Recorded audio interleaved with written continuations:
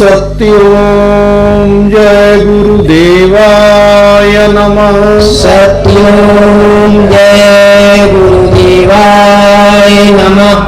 सत्यों जय गुरुदेवाय नमः। सत्यों जय गुरुदेवाय नमः। सत्यों जय गुरुदेवाय नमः।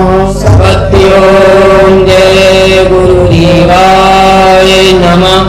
सर्वस्त्र विद्यमान परम पूज्य स्वामी जी महाराज, परम पूज्य महान संत सम्राट जी महाराज के श्री चरणों में कोटि कोटि प्रणाम। आध्यात्मिक सत्संग सभा में उपस्थित सभी गुरु भाई बहनों, माताओं, बच्चे और बच्चियों को सत्यों जय गुरुदेव। आज हम आप सब पुनः इस आध्यात्मिक सत्संग सभा में बैठे हुए हैं। इस कार्यक्रम का आज तीसरा दिन है। मेरे धर्म प्रेमी गुरु भाई बहनों, अभी दीदी मां अपने वैचारिक क्रांति अभियान का एक संदेश आप लोगों के बीच में दे रही थी। ये यथावत सत्य है कि जब धर्म पर कुठाराघात होने लगता है, देश और दुनिया में पापाचार बढ़ जाता है, असुरी शक्तियों का विस्तार बड़े पैमाने पर हो जाता है, तब ऐसी शक्तियों का इस मृतलोक में पदार्पण होता है, क्योंकि असुरी शक्तियों का सफाया करने के लिए तमाम शक्तियों की आवश्यकता पड़ती है। अपने लोगों ने भी सुना होगा कि महिषासुर का वध आदि शक्ति माता दुर्गा जी ने किया और 9 देवियों का एक स्थान तैयार हुआ और 9 देवियों ने मिलकर के उस समय फैले हुए असुर साम्राज्य को समाप्त किया। ये सत्य है कि ऐसे इस मृतलोक की व्यवस्था का संचालन होता है। दीदी मां के अंदर एक जोश, एक खरोश, एक कुछ कर गुजरने की एक ललक उनके अंदर, लेकिन एक दायरा होता है, एक मर्यादा होती है। जब हम महात्माओं के सानिध्य में जाते हैं, जब हम अपने गुरु के सानिध्य में जाते हैं, तो उसकी एक मर्यादा होती है। ये शिष्य हमेशा देखता है कि कहीं हमारे गुरुदेव के सफेद वस्त्रों पर कहीं काले दाग न पड़ जाएं, कहीं वो छींटा न पड़ जाए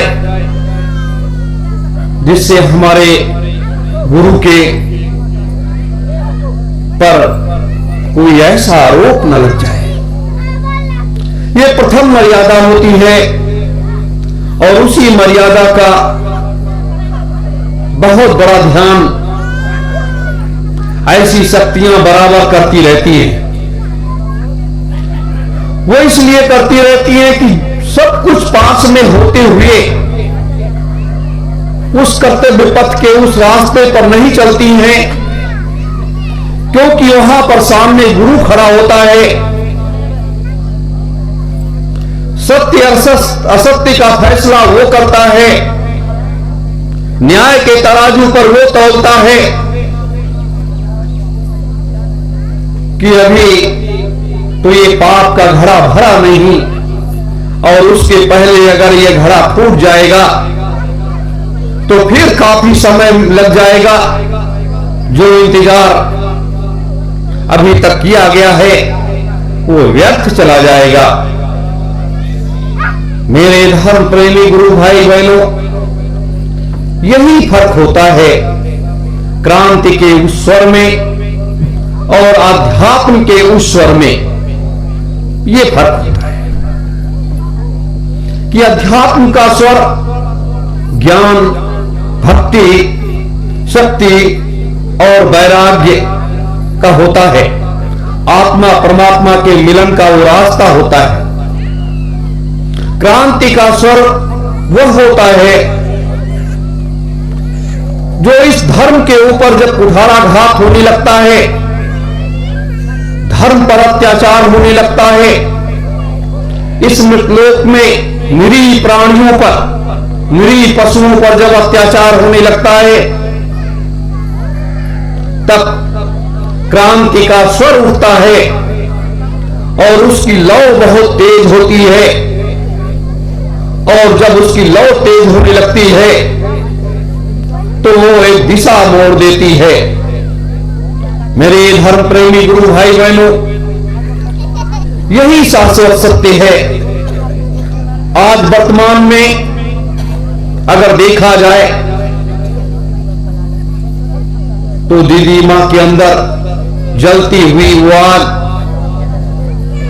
जिसमें पूरे संसार को झुलस जाने की, झुलसा देने की एक ताकत वो आपके अंदर भर रही है कि उठो, जागो, आगे बढ़ो और अपने गुरु के महान संकल्पों को पूरा करने के लिए उस लक्ष्य पथ पर चल पड़ो और वो कार्य पूरा हो जाए। ये उनका महान संकल्प है, ये उनका उद्देश्य है और उस रास्ते पर संसार के प्रत्येक प्राणियों को लेकर के जाना चाहती है। मेरे धर्म प्रेमी गुरु भाई बहनों, हम आप सब जो लोग बैठे हैं यहां, परम पूज्य बाबा जय गुरुदेव जी महाराज के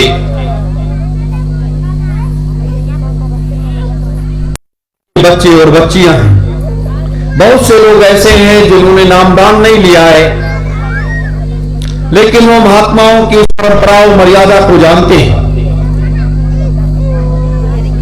ये दौर, ये समय क्यों आता है,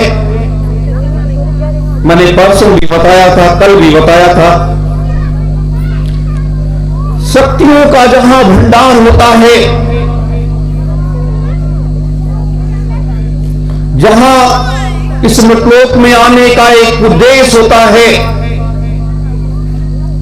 और वो उद्देश्य किसी व्यक्ति से नहीं पूरा होता है। हम आप इतने लोग बैठे हैं, उद्देश्य पूरा होता जब है जब उस लक्ष्य पथ की तरफ लोग आगे बढ़ते हैं और वो उद्देश्य पूरा हो जाता है। जैसे एक रास्ता तैयार किया गया स्वामी जी महाराज ने बहुत पहले से कि कलयुग में कलयुग जाएगा और कलयुग में सतयुग आएगा। ये नारा बहुत पहले से दिया, 50 साल से ये नारा चल रहा है। लेकिन कलयुग गया नहीं, सतयुग आया नहीं और इस कलयुग और सतयुग के द्वंद्व युद्ध में स्वयं स्वामी जी महाराज को मथुरा आश्रम को छोड़ करके चले जाना पड़ा, क्योंकि वो एक द्वंद्व युद्ध हो रहा था। काल अपना पूरा विस्तार फैला रहा था। तो अपने गुरुदेव ने उस मर्यादा को बनाए रखा। ये सबको ये बात मालूम नहीं है। जो उन्होंने कलयुग से वादा किया था, जब सतलोक से चलने लगे तो सबसे पहले सतयुग रास्ते में मुलाकात हुआ। उसने कहा, हे परमपिता, आप जा तो रहे हो मृतलोक में, लेकिन हमारे लिए क्या आदेश है? परमपिता ने कहा कि आप प्रतीक्षा करिए, जो समय शेष रह गया है उसकी व्यवस्था मैं आपको जाने के बाद दे दूंगा। फिर त्रेता खड़ा हुआ, उसने कहा, हे परमपिता, मेरे लिए क्या आदेश है? परमपिता ने कहा कि आप इंतजार करो और मैं मृतलोक में जा रहा हूं। वहां की व्यवस्था को देखने के बाद अगर आपकी आवश्यकता होगी तो आपको याद करूंगा। द्वापर हाथ जोड़ करके खड़ा हुआ कि हे परमपिता, मेरे लिए क्या आदेश है? तब परमपिता ने कहा, जिस तरह से कुटिल नीतियां तुम्हारे राज्य में फैल गई थी और उन कुटिल नीतियों को तोड़ने के लिए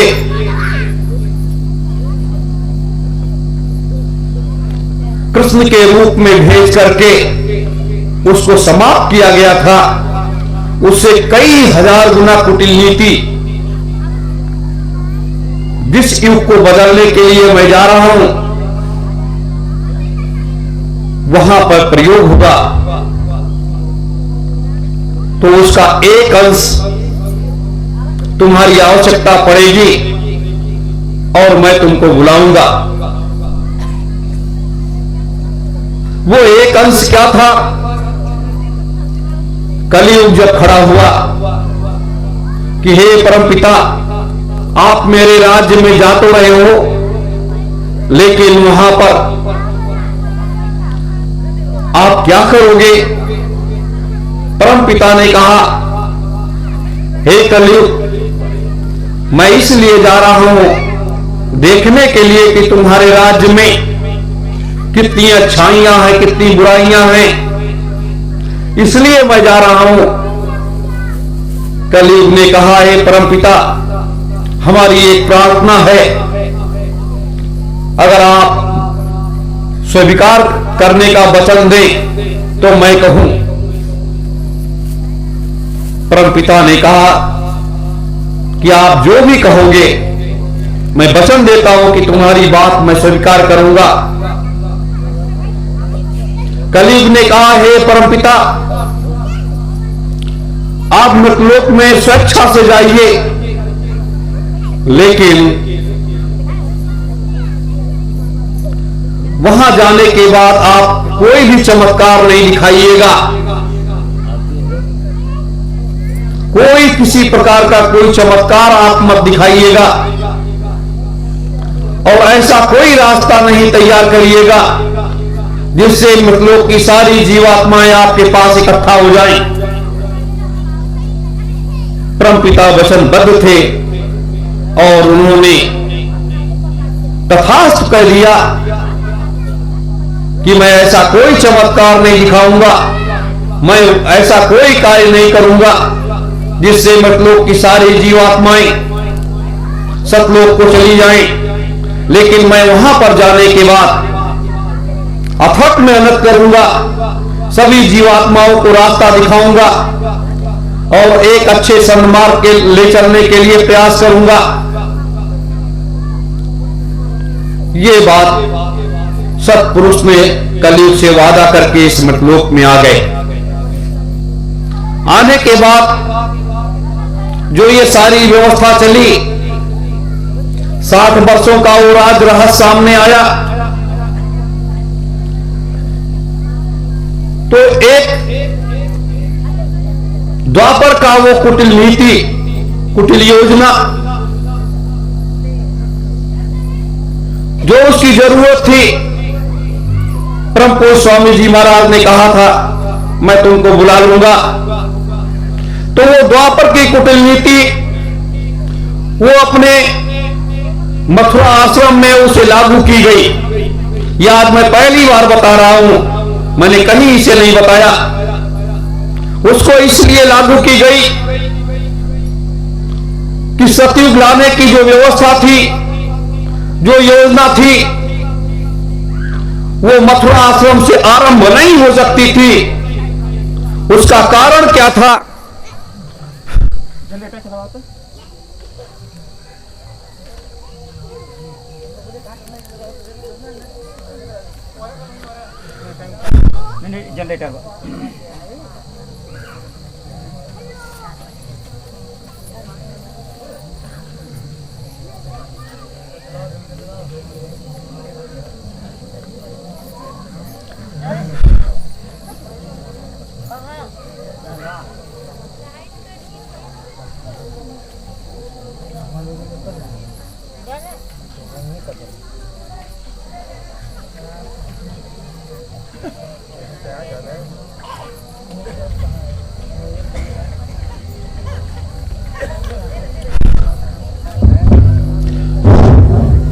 उसका कारण क्या था?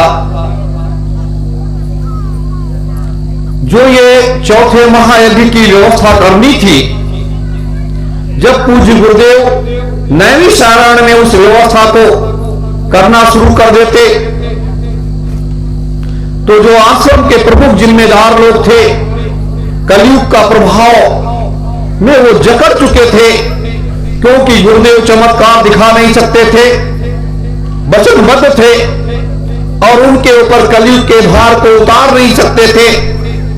वो वचनबद्ध थे और कलयुग ने ये योजना तैयार की कि जब सत्पुरुष ने चौथे महायज्ञ की घोषणा किया है कि बिना इसके कोई कार्य सतयुग आएगा ही नहीं, तो मैं चौथे महायज्ञ को होने ही नहीं दूंगा। ये कलयुग ने अपनी योजना को तैयार कर दिया। तो ऐसे समय में इस स्थिति को देखते हुए द्वापर के वो कुटिल नीतियों की योजना को द्वापर को यहां बुलाया गया कि आप अपनी उन नीतियों को इस आश्रम के अंदर लागू कर दो। और लागू करने के बाद लोग एक दूसरे में उलझने लगे और उलझने लगे। जब उलझने लगे, लोगों का बुद्धि विवेक काम करना बंद कर दिया और अपने गुरुदेव को निकलने का रास्ता मिल गया। और अपने गुरुदेव पूज्य स्वामी जी महाराज उस रास्ते से वो निकल गए। और निकल जाने के बाद अपने जो ये धर्म ग्रंथ कैसे तैयार होंगे, कलयुग के परिवर्तन के ये धर्म ग्रंथ कैसे तैयार होंगे, उस रास्ते की तरफ जब वो चले, तो ये धर्म ग्रंथ तैयार करने का पक्ष और विपक्ष तो इस तरीके से ये तैयार हुआ कि आश्रम के कई जिम्मेदार लोगों ने अपने गुरु के ऊपर ये हमला कर दिया, अपने गुरु को जहर का प्याला बढ़ा दिया, अपने गुरु के भोजन और पानी में पॉइजन मिलाने लगे। तो ये एक व्यवस्था थी, ये एक योजना थी जिसको लोग नहीं समझ पाते। ये कब समझोगे? जब आप ध्यान में बैठोगे, आप साधना करोगे, आप अपने अंतर मन से अंतर इस परमात्मा से पूछोगे जो इसके अंदर बैठा हुआ है, तब वो आपको बताएगा। लेकिन कभी इस पर किसी ने चिंतन नहीं किया। कोई कहता है कि गुरुजी चले गए, कोई कहता है नहीं गए। लेकिन कोई भी जब शक्ति इस मृतलोक में अवतरित होती है, तो वो इस मृतलोक में कार्य करने के लिए आती है, मेरे गुरु भाई बहनों, वैसे नहीं आती है। तो ऐसी स्थिति में, ऐसे दौर में, ऐसे समय में पूज्य स्वामी जी महाराज की वो सारी योजना तैयार हो गई नैमिषारण्य की।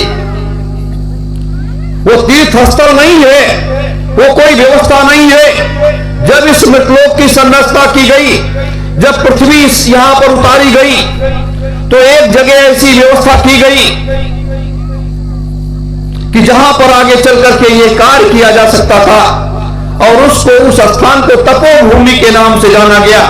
वो तीनों लोकों में उस जगह का वर्णन होता है, उस जगह के महात्म की चर्चा होती है कि इस मृतलोक में सबसे पवित्र स्थली अगर कोई है तो वो एक धुरी है, वो एक जगह है, वो एक व्यवस्था है जहां पर इतना बड़ा कार्य होने का सत्पुरुष, जैसे हम लोग आते हैं, आप लोग स्वागत में दौड़ते हो, कोई फूल माला पहनाता है, कोई चरण रज माथे लगाता है। और जब 3 लोक 14 वो 9 खंड सबका मालिक इस मतलोक पे पहली बार आया तो उसके स्वागत की तैयारियां कब से बनने लगी। लाखों करोड़ों करोड़ों वर्ष बीत गए उसके स्वागत की तैयारियों में। मेरे धर्म प्रेमी गुरु भाई बहनों, यह है सतयुग लाने की तैयारी, यह है सतयुग की व्यवस्था। और ऐसे इस धरातल पर सतयुग को नहीं उतारा जाता। ये महायज्ञ जो भूतेन भविष्यते कल भी मैंने बताया था, और ये महायज्ञ एक नया इतिहास लिखता है, एक नया ग्रंथ तैयार करता है जो अनादिकाल, आदिकाल, सतयुग, त्रेता, द्वापर और कलयुग के 5300 वर्षों में नहीं लिखा गया। एक ऐसा धर्म ग्रंथ जो सारे धर्म ग्रंथों को पीछे छोड़ देगा और सारे धर्म ग्रंथों के ऊपर वो धर्म ग्रंथ हो जाएगा। सारे मत मतांतर, सारे धर्म पंथ सब पीछे हो जाएंगे। इसे कहते हैं परिवर्तन, इसे कहते हैं बदलाव। मेरे धर्म प्रेमी गुरु भाई बहनों, हम आप सब यहां बैठे हैं सिर्फ विचारों का आदान प्रदान करने के लिए, लेकिन जब कार्य का समय आता है, कार्य का क्षेत्र आता है, तब वो लक्ष्य पथ ढूंढता है, वो रास्ता देखता है कि आप किस रास्ते पर चल रहे हो। तो ये समय परिवर्तन का है, ये समय परिवर्तन का है। आप संसार में चले जाओ, पूरे मृतलोक में चले जाओ। वैसे तो कहा जाता है ये काल का देश है, ये काल का देश है, ये निरंजन का देश है। लेकिन इस मृतलोक में जब से ये पृथ्वी बनी, जब से ये सूर्य चंद्रमा आकाश सब कुछ बना, निरंजन को जिम्मेदारी तो दे दी गई, लेकिन उन्होंने उस जिम्मेदारी को संभाला ही नहीं। कभी भी निरंजन भगवान ने उस जिम्मेदारी को नहीं संभाला। जब निरंजन भगवान ने संभाला नहीं तो भगवान शिव को इसकी व्यवस्था दे दी गई कि संहार करने की जिम्मेदारी आपकी है, आशीर्वाद देने की भी जिम्मेदारी तुम्हारी है, और संहार करने की जब ज्यादा पाप बढ़ जाए तो संहार रोल नहीं है। निरंजन ने अपने परम पिता के दर्शन के लिए 8.5 लाख वर्ष तक साधना में लीन हो गए, और 8.5 लाख वर्ष की साधना करने के बाद वो उसके बाद उस चीज को धरातल पर लाने की तैयारी करने लगे। होगी उसका रास्ता क्या होगा, उसकी मंजिल क्या होगी। इस व्यवस्था में निरंजन लग गए। लेकिन जब परमपिता का आगमन इस मृतलोक में हुआ तो परम पूज्य स्वामी जी महाराज संत वेश में जब उन्होंने अपने सारे कार्य की जिम्मेदारी संभाली, संभालने के बाद जब लोगों के बीच में जा करके वो नामदान देने लगे और वो रूहानी सत्संग परमपिता सुनाने लगे, तो रूहानी सत्संग सुनाने के बाद जब नामदान देते थे तो प्रथम नाम आपसे कहा कि आप माला जब घुमाइएगा तो पहली माला जो है, पहला नाम आप निरंजन का ही लेंगे ना। तो निरंजन से इतना बैर क्यों, निरंजन से इतनी दूरियां क्यों? निरंजन ने तो इस मृतलोक में कोई अपराध नहीं किया, कोई गलत काम नहीं किया, और इस मृतलोक की व्यवस्था को सुदृढ़ और मजबूत बनाने के लिए उन्होंने बराबर कार्य किया। बहुत से लोग, बहुत सी धर्म संस्थाएं ऐसे कि अब तो ये लोग निरंजन के पुजारी हो गए, काल के पुजारी हो गए। काल के पुजारी बनना, काल कौन है? काल कौन है, काल किसे कहा जाता है, उसकी व्याख्या ही लोगों को नहीं मालूम है। अगर व्याख्या मालूम होती तो शायद ऐसे शब्दों का प्रयोग हमारे संत मत में लोग नहीं करते। काल उसे कहा जाता है कि अगर आपने गलत किया, आपको सजा देना ये काल का काम है, उनकी जिम्मेदारी है कि आपने गलती की है, इसलिए आपको सजा मिलनी चाहिए। तो इसी को सत्य कहते हैं। जैसे अभी दीदी मां कह रही थी, वो सत्य कह रही थी कि उसे कहते हैं सत्य, कि अगर गलतियां हो रही हैं, लोग गलती कर रहे हैं तो उनको सजा देना चाहिए, चाहे वो राजा हो, चाहे वो फकीर हो, चाहे वो एक आम जनमानस का व्यक्ति हो। उसे कहते हैं काल। तो इस तरह से लोगों में एक भ्रांति फैल गई। आज जैसे हम लोग कहते हैं कि जय गुरुदेव नाम निरंजन भगवान का, ये नाम तो अपने लोगों ने दिया नहीं। परम पूज्य स्वामी जी महाराज ने इस नाम को उस समय तक छिपाए रखा जब तक वो मथुरा आश्रम पर मौजूद थे, और जब तक उनका कार्य क्षेत्र की व्यवस्था बढ़ी नहीं। मथुरा आश्रम से जाने के बाद जिस दिन सतयुग की तैयारी की प्रथम बेला आई, 21 अगस्त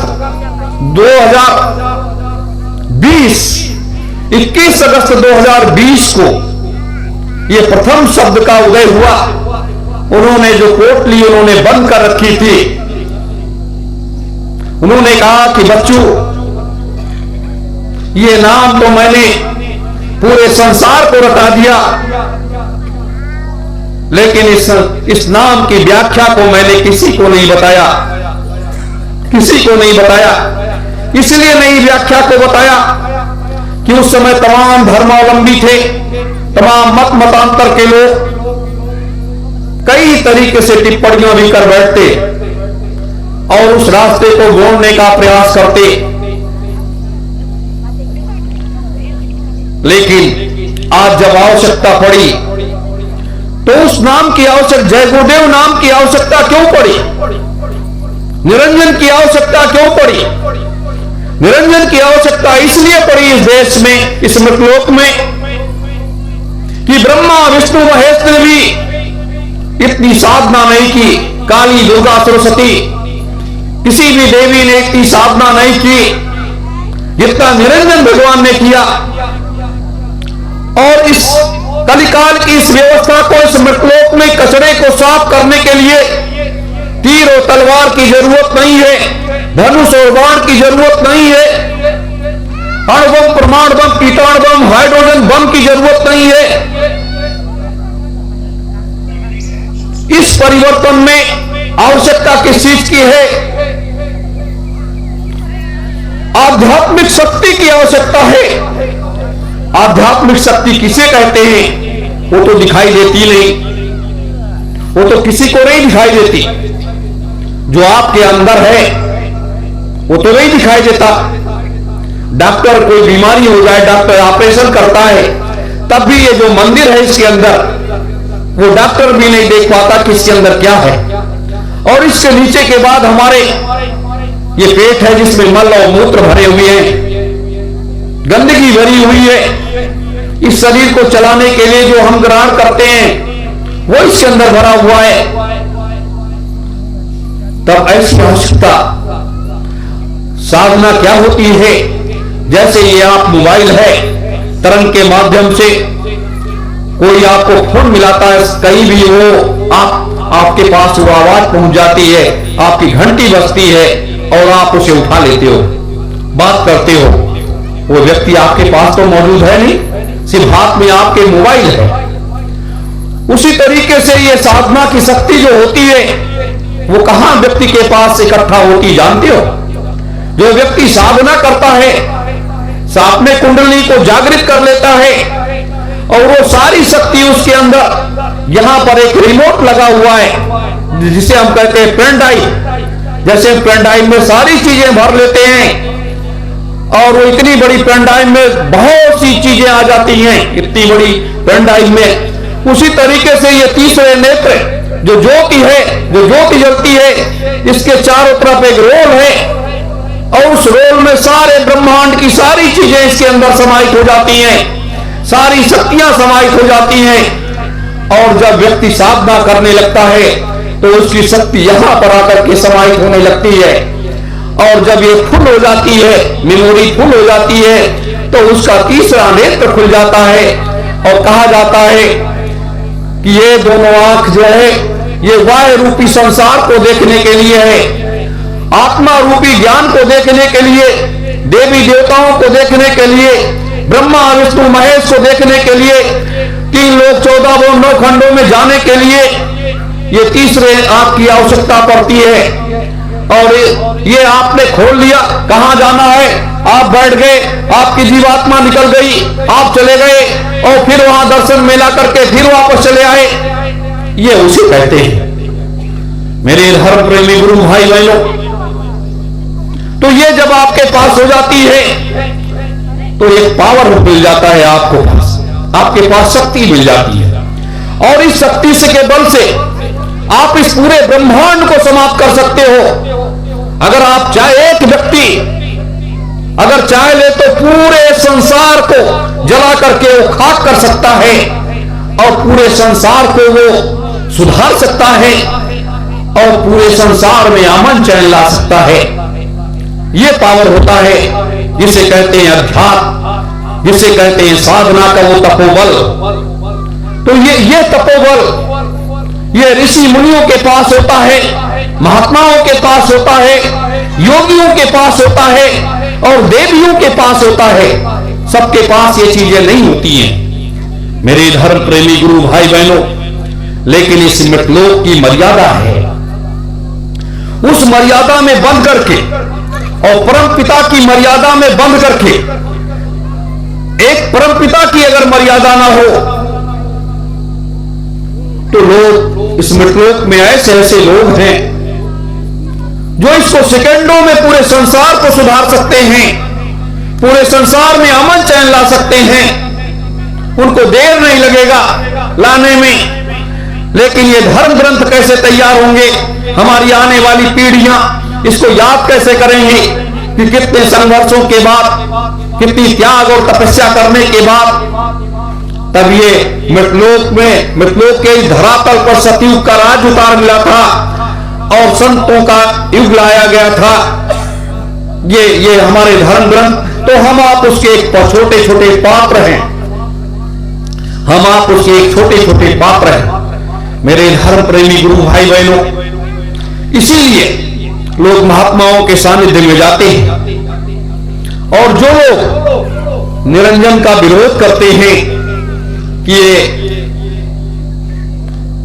सत्यम जय गुरुदेव वाले या जय गुरुदेव वैचारिक संस्था वाले या सुभाष वाले, ये जय गुरुदेव नाम प्रभु को बदल करके कैसे जय गुरुदेव नाम निरंजन कर दिए, उनको निरंजन के बारे में कुछ ज्ञान ही नहीं है, कोई ज्ञान नहीं है उनके पास।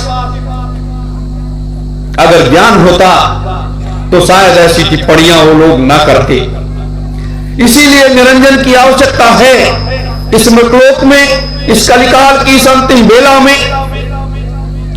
निरंजन की आवश्यकता इसलिए है कि उनके 8.5 लाख वर्षों की साधना की शक्ति एक जगह इकट्ठा करके, 88,000 ऋषियों की वो शक्ति इकट्ठा करके, और उसके बाद कहा गया है कि एक एक कोष पर एक एक सती और एक एक साधक आज भी मौजूद हैं। उन शक्तियों की आवश्यकता है। तो सारी शक्तियों, ब्रह्मा विष्णु महेश अपनी शक्तियों को नहीं लगा रहे हैं।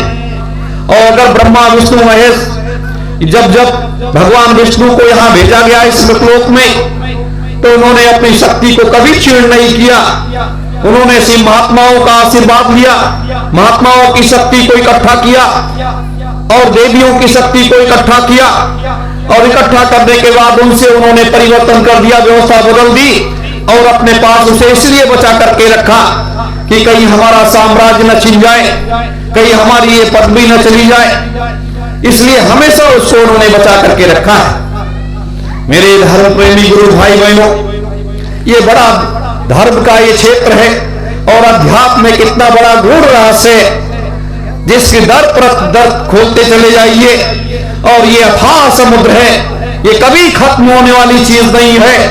आप साल 10 साल 20 साल 50 साल 100 साल 1000 वर्ष तक ऐसे बताते रहिए, लेकिन ये अध्यात्म का क्षेत्र कभी खत्म होने वाला नहीं है मेरे धर्म प्रेमी गुरु भाई बहनों। और अध्यात्म उसे कहते हैं कि जब आपको उन ऊंचाइयों पर उठा करके ले जाया जाए, ये दिखाया जाए ये मृत लोक है, ये स्वर्ग लोक है, ये पाताल लोक है, ये वो लोक है, ये लोक है, ये विष्णु लोक है, ये लोक है, ये सारे लोकों का जब आपको दर्शन करने लगो तब उसे कहते हैं अध्यात्म। लेकिन अपने स्वामी जी महाराज ने अभी दिखाया तो नहीं, इसलिए नहीं किसी को दिखाया, कहा कि बच्चों साधना करो और साधना करने के बाद अगर आपको प्राप्त हो जाए तो उसको बहुत संभाल करके अपने पास रखना, किसी को बताना तक भी नहीं कि मेरे पास ये चीज मिल गई है, और कभी किसी पर उसका प्रयोग भी नहीं करना, नहीं तो वो चीज तुम्हारे पास से खत्म हो जाएगी तो दोबारा आपको मिलने वाली नहीं है। ये स्वामी जी महाराज ने पहले ही डरा दिया।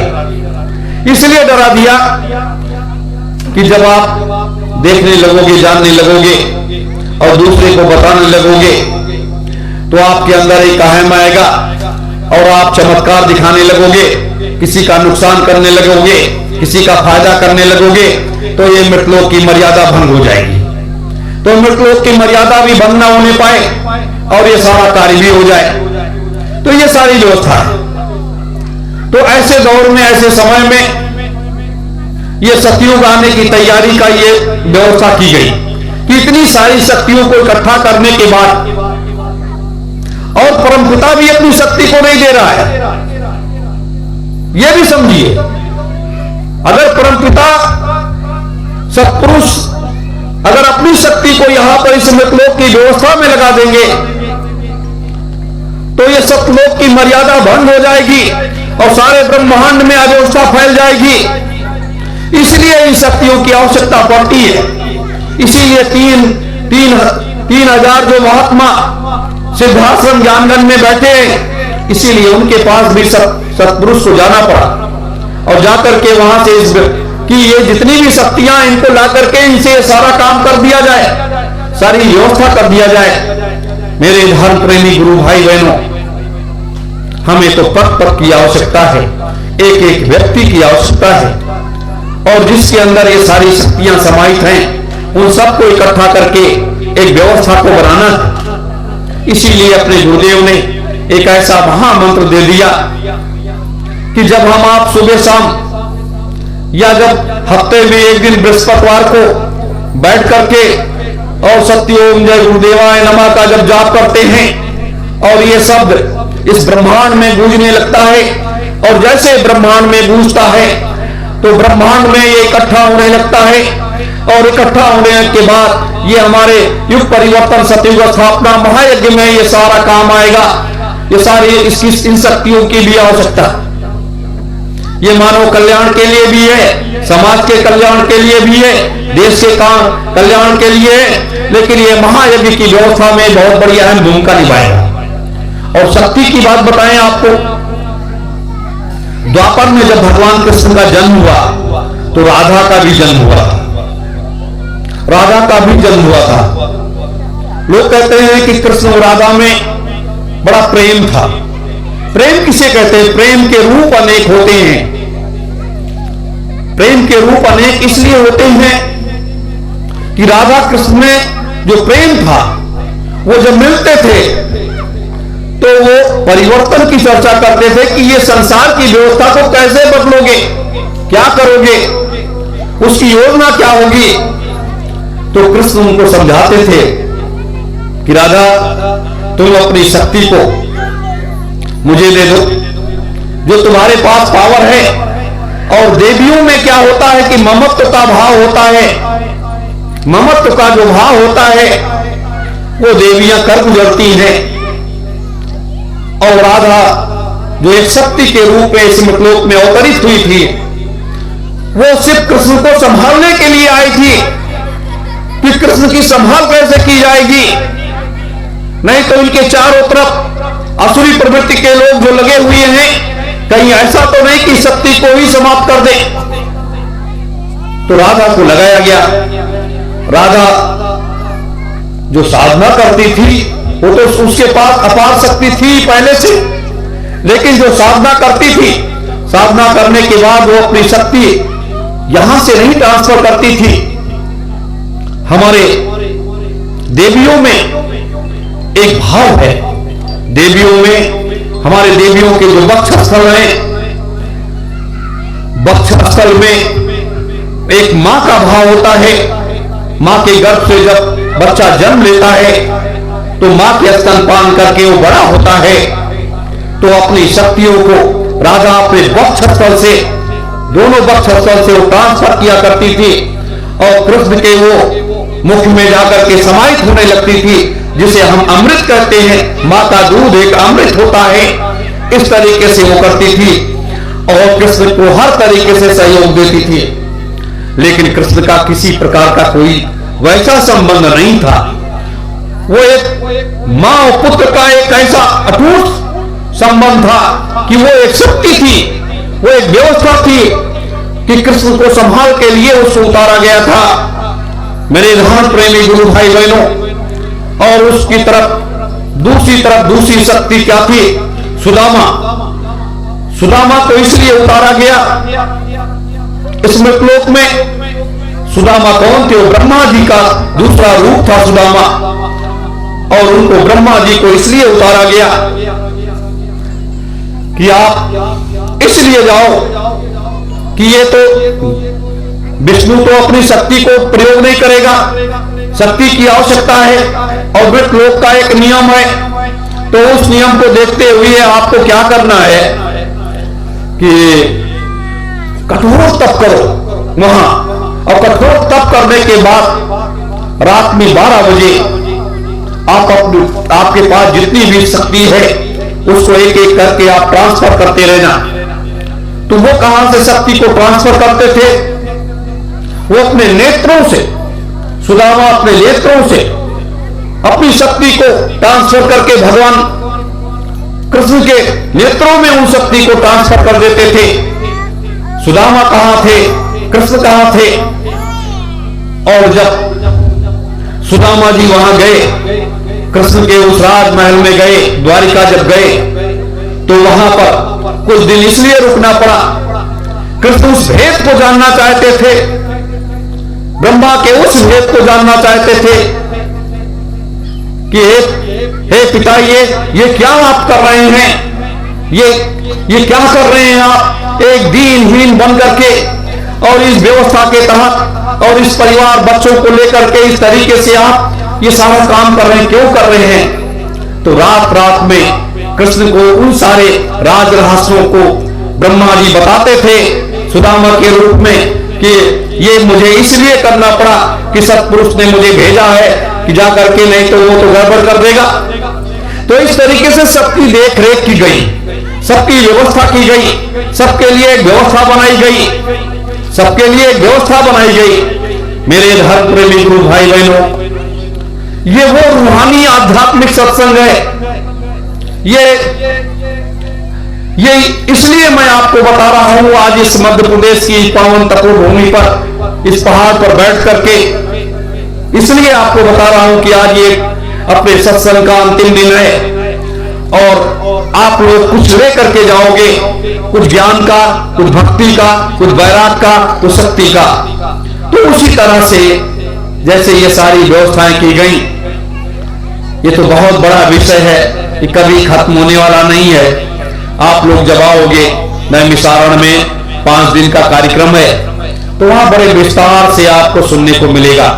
मेरे धर्म प्रेमी गुरु भाई बहनों, इसीलिए ये देवियां हमारे लिए पूजनीय होती है। ये हमारे माँ के रूप में है, ये हमारी बहन के रूप में है, ये हमारी बेटी के रूप में है। तो इसलिए पूजनीय होती है। इनकी शक्तियां, इनके शक्तियों से, इनके तपोबल से आप बड़े से बड़ा काम कर सकते हो। इसीलिए अभी जैसे अपनी दीदी माँ बोल रही थी, वो उस सत्य को बता रही थी जो वर्तमान में ये संसार में, इस मृतलोक में या इस देश में हो रहा है। तो उससे कैसे निजात पाई जाए, ये है, ये इसलिए होता है कि ये जब संसार के दुखों को देख करके ये देवियां विचलित हो उठती हैं और रोने लगती हैं, चिल्लाने लगती हैं कि हे परमात्मा, ये क्या हो रहा है, ये मैं क्या देख रही हूँ, क्या सुन रही हूँ, कितना अत्याचार हमारी बच्चियों पर, हमारी बहनों पर, हमारी बेटियों पर, हमारी माताओं पर और हमारे ये 84 लाख जीवों के ऊपर, कितना ये पशु पक्षियों पर, जीव जंतुओं पर कितना बड़ा अत्याचार हो रहा है। और परमपिता हमारा बड़ी आसानी के साथ देख रहा है। परमपिता क्यों देख रहे हैं कि जो इस राज रहस्य को उन्होंने तैयार किया है वो भी एक, जैसे अभी दीदी मां कह रही थी कि जाल में तो वो स्वयं फंस गए। ये बात सत्य है कि जब व्यक्ति जाल में फंसता है ना, तब उसको पता चलता है कि ये दर्द क्या होता है। इसको, इस खेल को तो हम ही आपने बनाया ना। जब हमने इस खेल को बनाया है, हमने स्त्री बनाया, पुरुष बनाया, ये सारी व्यवस्था बनाई, ये पेड़ पौधे बनाए, ये पशु पक्षी बनाए, ये जीव जंतु बनाए, ये पेड़ पौधे, सब कुछ 84 लाख यूनिया तैयार किया इस मतलब की व्यवस्था को चलाने के लिए। लेकिन जब उसमें गड़बड़ियां फैलने लगती हैं, तब उसको देख करके दर्द होता है। यही इसीलिए कहा कि ये माया का संसार है। मृतलोक जो है ये माया का संसार है। सतलोक में रहना आसान है, सभी लोकों में रहना आसान है, लेकिन इस मृतलोक में रहना बहुत कठिन काम है। इतना कठिन काम है जिसकी कोई सीमा नहीं। आप छोटा बनकर के जीना चाहो नहीं जी सकते, बड़ा बनकर के जीना चाहो नहीं जी सकते, साधु सन्यासी बनकर के जीना चाहो नहीं जी सकते। आप या तो इस संसार छोड़ करके चले जाओ, या कभी आप किसी जंगल में, पहाड़ पे जाकर के बैठ जाओ जहां मनुष्य का भेंट ना हो, तब आप जी सकते हो। वैसे नहीं जी सकते हो। ये संसार बड़ा कुटिल ये देश है, ये बड़ा वैसा देश है। मेरे धर्म प्रेमी गुरु भाई बहनों, इसीलिए कहा गया है कि मानवता का एक खेल निराला और दुनिया देखे हर बल तेरा और लक्ष्य दिखाए सत्पुरुष को न्यारा न्यारा। मेरे धर्म प्रेमी गुरु भाई बहनों, तो आज ये लक्ष्य जो न्यारा न्यारा दिखाई दे रहा है, आज अपना ही परिवार 18-20 भागों में बढ़ गया, जिसको स्वामी जी महाराज ने इकट्ठा किया था, अपने गुरुदेव ने, अपने परम पिता ने इकट्ठा किया था। और आज जब वो पूरा परिवार बिखर गया बालू के ढेर के तरीके से, बालू के ढेर के तरीके से बिखर गया। कल हम लोग गए थे एक बाजार में, मार साहब ले गए थे, एक वकील साहब थे, अपने को बड़ा ज्ञानी समझते थे कि हम बहुत ज्ञानी हैं। मैंने अपने गुरु को तो कुछ जलते देखा, मैंने अपने गुरु के उसमें गए थे तो मिठाइयां खाने को मिली, ये हुआ वो हुआ, बड़ा व्याख्यान कर रहे थे। लेकिन गुरु की महिमा, गुरु का महात्म और गुरु और शिष्य की जो रिश्ता है वो एक ऐसा रिश्ता है जो जन्मों जन्मों का होता है। इस लोक से लेकर के उस लोक तक होता है। उसका ज्ञान उनको लेस मात्र नहीं था, 1 मिलीमीटर नहीं था। वो तो इस वाय रूपी संसार को देख रहे थे और मैं उनको देख रहा था कि देखो ऐसे लोग भी संसार में हैं। अगले जन्म में वो क्या थे और इस जन्म में मनुष्य बन गए, तब भी वो अपनी हरकतबाजी उन्होंने छोड़ी नहीं, वो भी गुरु के ऊपर कुठाराघात करने लगे। इसलिए मेरे धर्म प्रेमी गुरु भाई बहनों, उस सत्य के मार्ग को देखो, उस सत्य को, लक्ष्य को देखो। आपके गुरुदेव आएंगे, स्वामी जी महाराज आएंगे, लेकिन नैमिषारण्य में आएंगे, चौथे महायज्ञ में आएंगे, हजारों हजारों महात्माओं के साथ आएंगे और 9 सतयुग की स्थापना होगी, संतों के राज्य की स्थापना होगी। और इतनी जल्दी जाएंगे नहीं। सारी व्यवस्था पूरा करने के बाद, सारी जिम्मेदारी देने के बाद, तब कहीं जाने की व्यवस्था सोचेंगे कि अब तो जाने का समय आ गया, आप चलो सतलोक में चलते हैं, वहां अमन चैन से तो रहेंगे, यहाँ तो बड़ा बवाल है, तो यहाँ व्यवस्था करने के बाद तब जाएंगे। ये बात है मेरे धर्म प्रेमी गुरु भाई बहनों। ये कुछ बातें मैंने आपके बीच में रखी हैं कि आप लोगों को दूर दूर तक जाना है, तो इसके लिए अपने लोगों को ध्यान रखना पड़ता है। मेरे धर्म प्रेमी गुरु भाई बहनों, एक प्रार्थना आप सबों से है कि आप लोग समय निकाल करके 5 दिन का समय उस सतयुग तीर्थ पर जरूर आइए और वहां से आपको एक दिव्य संदेश, वो दिव्य संदेश जो आपने कभी भी अपने पूरे जीवन में नहीं सुना होगा। स्वामी जी महाराज ने इस राज रहस्य को इसलिए नहीं बताया कि इसलिए शेष छोड़ दिया था कि आगे हमारे बच्चे आएंगे तो बताएंगे क्या, हमारे बच्चे जब आएंगे तो क्या बताएंगे। तो ये मैं आपको बताऊंगा, मैं आपको रास्ता दिखाऊंगा, दीदी माँ आपको बताएंगी, तो ये सारी जानकारियां, सारी चीजें आपको मिलेंगी। और दूसरी चीज क्या है कि अगर हम कोई काम न कर सके तो यही कहा गया है कि गुरु के कार्य में, गुरु के था में, तो उसके नैमिषारण्य में जो सतयुग तीर्थ पर जो व्यवस्था हो रही है, कुटिया का निर्माण, आश्रम का भूमि खरीदने की व्यवस्था और चौथे महायज्ञ के लिए 1001 यज्ञ कुंड बनाने की व्यवस्था, तो उसके लिए आप लोग सेवा सहयोग जो भी यथाउचित हो सके वो जरूर एक गुरु दक्षिणा के रूप में, एक गुरु दक्षिणा के रूप में आप अपने मास्टर साहब को दे दीजिएगा, वो वहां तक पहुंचा देंगे। इसलिए कि अब गुरु दक्षिणा की आवश्यकता इसलिए आ पड़ी है कि ये चौथा महायज्ञ जो होने जा रहा है उसकी व्यवस्था आपको करनी है, हम आपको सबको मिलकर के करना है।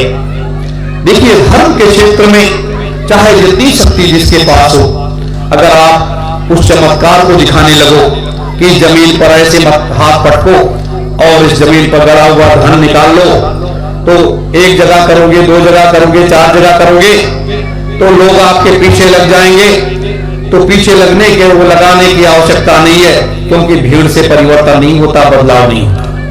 ये समय का खेल है, ये समय का राज रहस्य है। तो मेरे धर्म प्रेमी गुरु भाई बहनों, आप सभी गुरु भाई बहनों से हाथ जोड़कर प्रार्थना है कि आप सभी लोग नैमिषारण्य की उस सतयुग तीर्थ की उस तपोभूमि पर अवश्य एक बार आइए 19 मार्च से 23 मार्च तक, और उस कार्य को संभालिए, जिम्मेदारियां संभालिए, करिए। इन्हीं शब्दों के साथ आप लोग मेरे साथ बोलोगे, सत्योम जय गुरुदेवाय नमः। सत्योम जय गुरुदेवाय नमः। सत्योम जय गुरुदेवाय नमः। सत्योम जय गुरुदेवाय नमः। सत्योम जय गुरुदेवाय नमः। सत्योम जय गुरुदेवाय नमः। सत्योम जय गुरुदेवाय नमः।